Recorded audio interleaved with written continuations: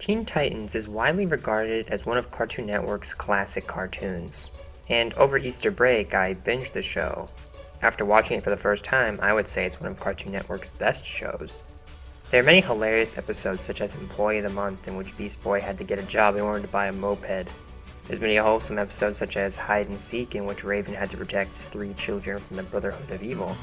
But where this show really shines is in its serious episodes. Season 1 had Robin obsess over Slade, refusing to accept their striking similarities. In Season 4, Raven had to come to terms with her destiny, that being aiding her father to end the world. It had Raven decide if destiny was fixed, or if hope to change destiny could do just that. What is widely regarded as Teen Titans' strongest arc, though, is from Season 2. From what I can tell, it's a fan favorite, but here's a hot take. I think the Terra Ark from Season 2 is a swing and a miss. Don't get me wrong, it has a lot going for it. It starts off strong in the 3rd episode of the season, when the Titans first meet Terra. They invite her to train with them, but it is clear that Terra lacks control of her powers. Rather than ask for help, however, she hides this from them. And when Beast Boy, the one Titan she really connected with, realizes this, she makes him promise not to tell the others. This may seem odd, but Slade puts this into context later in the episode when he says this. Earthquakes, avalanches, mudslides. You fail. So everyone turns against you. You lack control. Clearly, Terra, despite her desire to use her powers for good, despite her desire to have friends, to have a place to call home, all she has ever been able to do with her powers is destroy. Everywhere she goes, she brings nothing but pain, and it is clear that people abandon her because of this. So her desire to keep her lack of control under wraps is understandable, and Slade uses this to his advantage.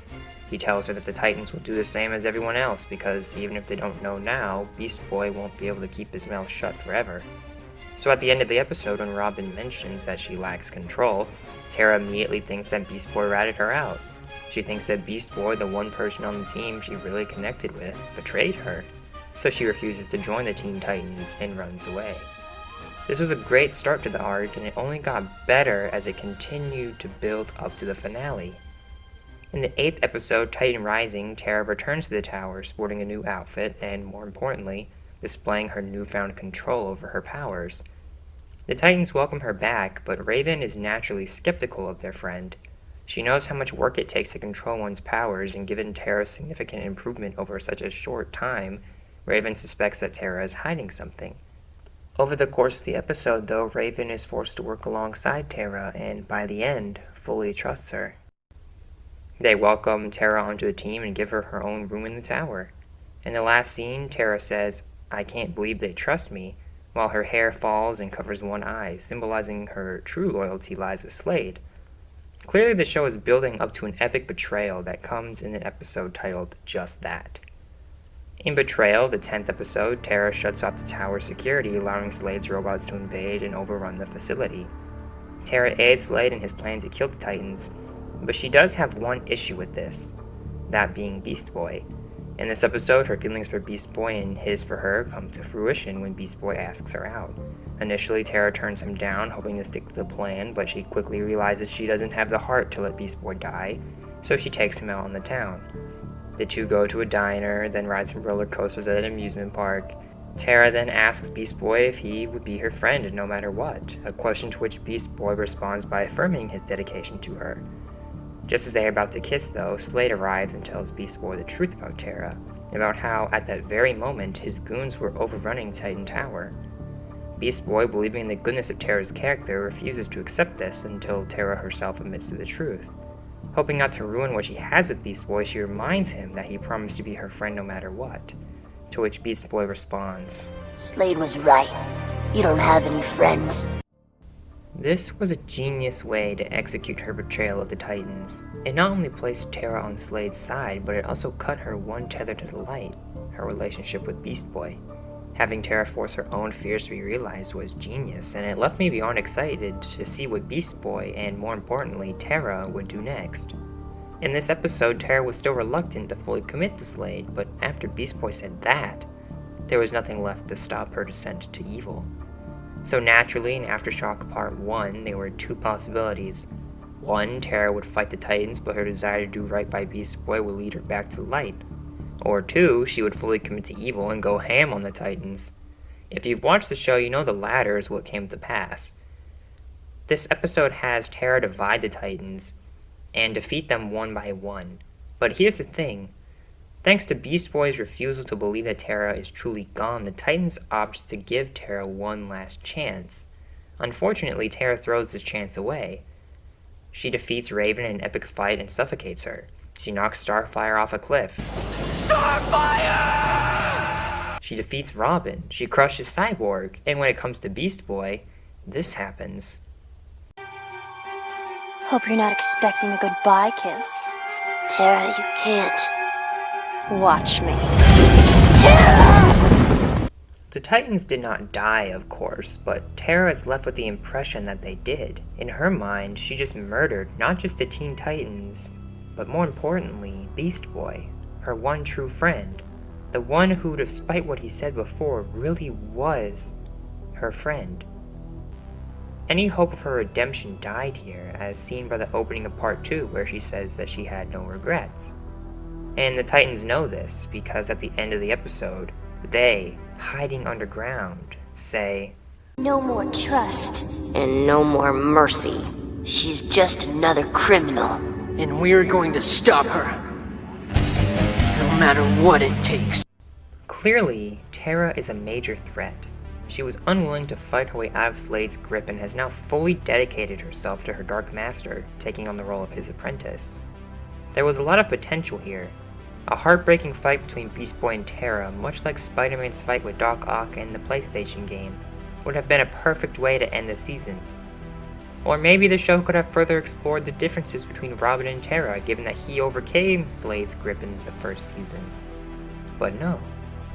The show is unwilling to fully commit to this darker tone, and because of this, the show's most promising arc falls apart in its most pivotal moment. Yes, I get that this is a kids' show, but there are many instances of kids' shows taking on darker themes. Just look at Infinity Train and Star Wars The Clone Wars. The former had the divide between two friends slowly grow until one outright tries to murder the other, and only stops because he himself gets killed. The Clone Wars spent 7 seasons building up the personalities of clones only to strip it away from them, leaving the survivors scarred, heartbroken, and hunted. So, Aftershock Part 2 opens as if it planned to go this darker route, having Terra declare that she had no regrets for her actions, then having the Titans go after her, seeing her not as a friend, but as a criminal. But when Terra returns to Slade, things go downhill. All of a sudden, despite wishing the Titans were never born, after actively trying to kill them all, after taking joy in victory, Terra no longer wants to fight. After spending all this time trying to master her skills, she no longer wishes to use them. This was not built up to or implied anywhere in the arc up to this point either. It came right out of the blue. And instead of having her wrestle with what she wants to do as a character, the show takes the easy way out by having Slade take control of her suit. Throughout the episode, it is made clear that Beast Boy is pissed at Terra and wants to be the one to take her down, but as soon as he finally gets to her, he doesn't fight her. He simply defends himself while trying to get through to her. And of course he does. Because all of a sudden, despite saying she would get no more chances, despite saying she is just another criminal, the Titans treat her as a friend again. And all of a sudden, Terra no longer hates the Titans. Even though she just tried to kill them, even though she said she wished they weren't born, even though she just said she had no regrets, she turns on Slade to save the Titans, and sacrifices herself to save the town. I don't buy this. To redeem a character, their inner struggle needs to be explored. We need to see them contemplate their options. We need to see them grow as individuals. In Red Dead Redemption 2, Arthur Morgan takes many steps towards being better, and many steps back. His debate over his way of life is shown time and time again, and his decision to spend his final moments helping John escape feels earned. In Infinity Train, Grace constantly tries to do the right thing, but her blindness to her selfishness leads her astray. But when she realizes this, she resolves to be honest with herself and others, and faces the demon her sins created. For both of those characters, their redemption is earned because they themselves work towards it, because they try to be better, to do the right thing. But this is not the case for Terra. Not once in this season has Terra genuinely tried to do the right thing. I understand why she lied to the Titans at the beginning, but she never admitted to them the truth. And all the time she spent with the Titans ever since her return in Titan Rising was a facade. She wasn't there to be with them, but to betray them. The fact that she refused to reveal Slade's plan to them proves this. She misled and betrayed Beast Boy despite her feelings for him.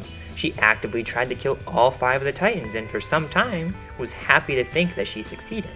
It wasn't Slade who did those things, and unlike Robin in Season 1, she was not forced into it. She did all this because she chose to, because she willed it. Yes, she does recall some fond memories with the Titans at the beginning of the episode, but this alone was not enough to justify her change of heart, especially not after everything I just mentioned. And perhaps this show's greatest sin here is that it has Slade take control of her suit. This robbed Terra of even the potential to change. In the end, her options weren't to do right or wrong, but to free herself or remain a slave. The fight against Terra now turned into a fight against Slade.